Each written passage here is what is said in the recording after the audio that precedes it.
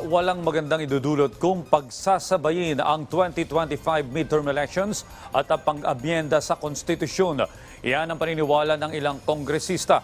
Ang detalye sa report ni Noel Talakay.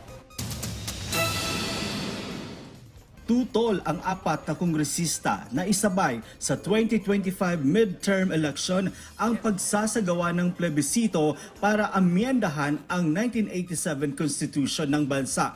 Sa isinagawang press conference sa House of Representatives, inisa-isa ni Deputy Speaker David Suarez kung bakit dapat hiwalay ang pagsasagawa ng plebisito.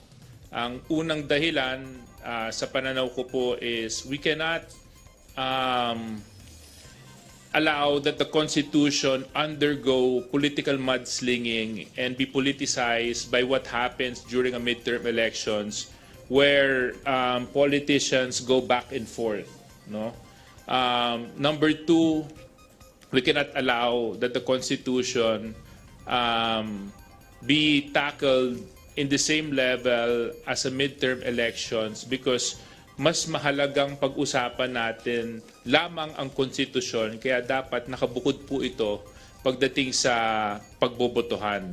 Ayon sa ilang mga mambabatas, dapat unahin muna ang pagsagawa ng plebisito para mas maintindihan at maunawaan ng mga Pilipino, lalo na ng mga kabataan, kung bakit kailangan magkaroon ng economic charter change sa bansa. Matagal lang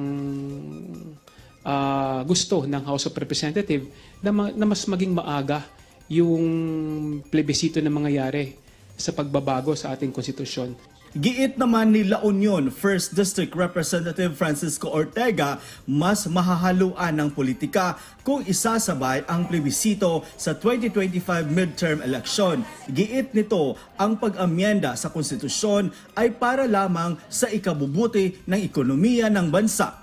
Pag dumating na po sa plebisito, ipapakita rin po natin na it's not political, it's really economic. Ayon naman kay Bataan 1st District Representative Geraldine Roman, walang magandang maidudulot kung pagsasabayin ang pagboto ng publiko sa mga politiko at plebisito. Maliwanag po yan, hindi po mabuti na mangyari yan pagsasabay at sa ganitong kadahilanan ay dapat medyo maging efficient po tayo sa ating trabaho. Nauna nang sinabi naman ng isang election lawyer na si Attorney Romulo Macalintal na hindi sinabi sa batas na pwedeng pag-isahin ang election at plebisito. Kaya naman anya, dapat hiwalay ang plebisito tulad ng naging desisyon ng Supreme Court noong 1967 sa kaso ng Cobcales versus Comelec at Felconsa versus Comelec.